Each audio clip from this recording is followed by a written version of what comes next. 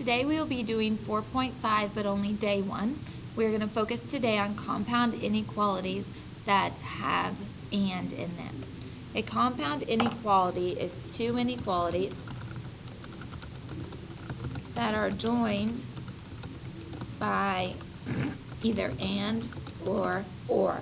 So today we are focusing only on the ones with and. So example number one is actually writing a compound inequality. So if we look at the first example, it says write the inequality but also graph the solution. So it says all real numbers are at least -2 and at most 4.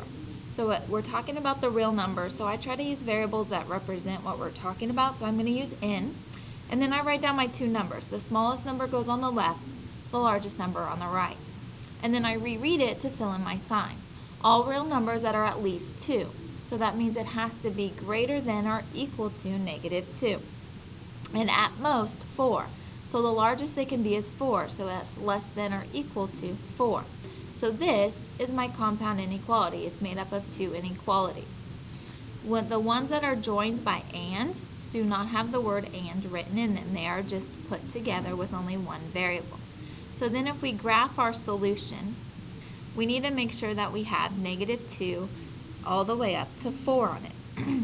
So if I look here, I'm going to start at a number less than -2. So I'm going to start at -3, -2, -1, 0, 1, 2, 3, 4. And you just have to include both numbers and have one larger and one smaller on each side. I'm going to change colors so that makes it easier to see my two graphs. The first part is n is greater than or equal to -2. So I find -2, since it has an equal to part, that is going to be a solid dot. Greater than numbers are to the right, so that one goes to the right. My second part then is n is less than or equal to 4. So I find 4, I put my dot on 4, less than numbers go to the left. The portion that has the overlapping part, so let me get my highlighter here, from this point to this point and where the overlapping points are, that is actually your solution. So my solution is any number that falls in this case between -2 and 4 would make this inequality true. The second one says today's temperatures will be above 32 but not as high as 40. So we're talking about temperature, so I'm going to use T. And my smallest number is 32, my largest number is 40. The temperatures will be above 32, so it has to be greater than 32, but not as high as 40, so less than 40. So that's my compound inequality, and now I'm going to draw my number line.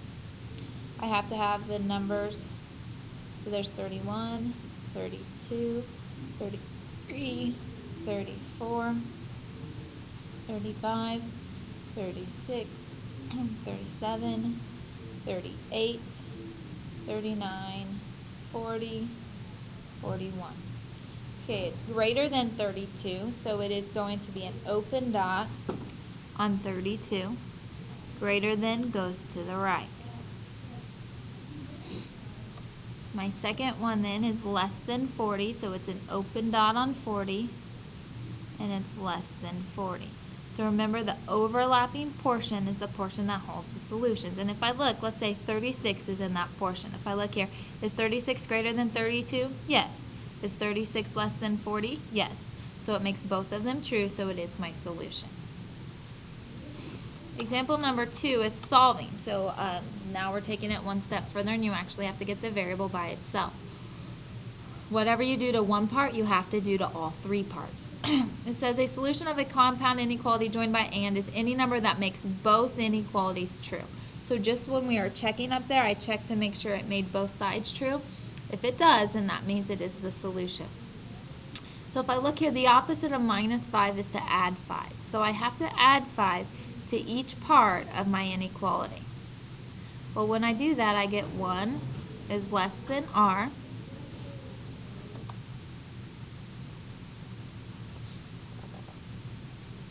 So I end up with 1 is less than r, and r is less than or equal to, and we're adding 5, so it would be less than or equal to 4. So that's my solution then, that's my compound inequality.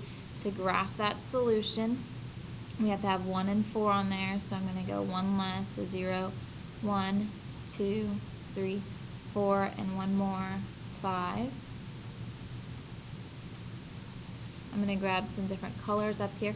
R is greater than 1, so open on 1, going to the right.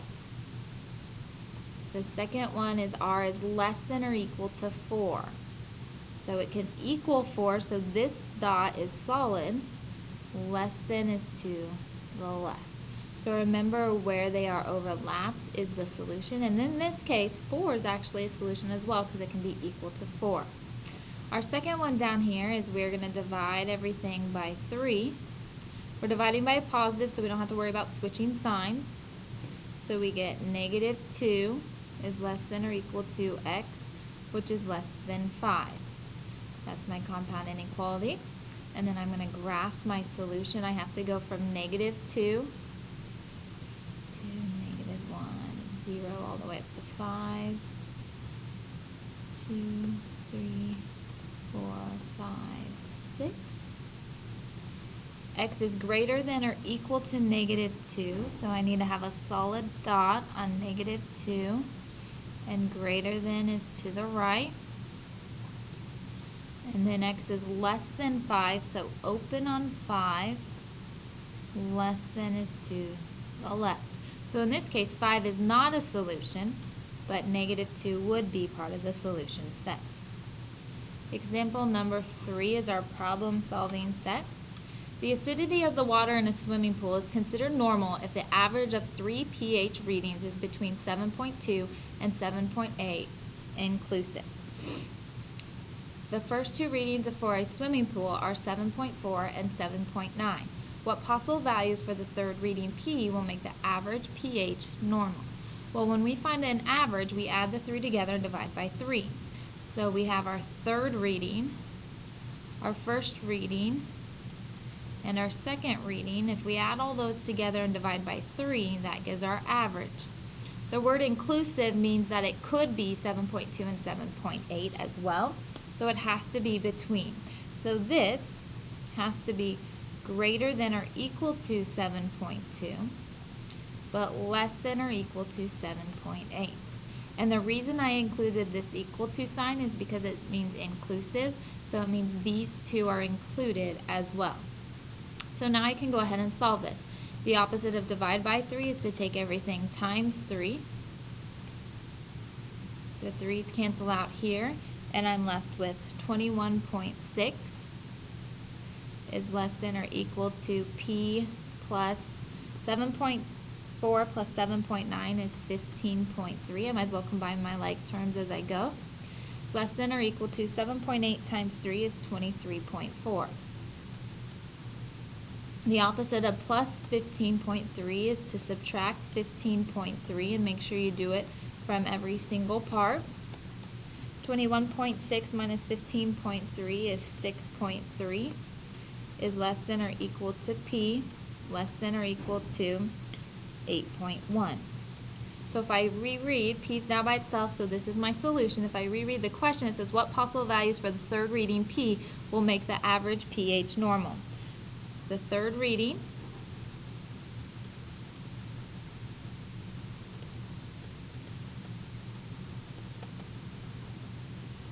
is between 6.3 and 8.1. If I only leave it like that, it's saying 6.3 and 8.1 aren't the solution, but they are, so I'm going to use the word inclusive to finish that off. So the third reading is between 6.3 and 8.1 inclusive, which means 6.3 and 8.1 are part of the solution as well. You now have your quick checks, and then look at your schedule for your assignment that matches these notes.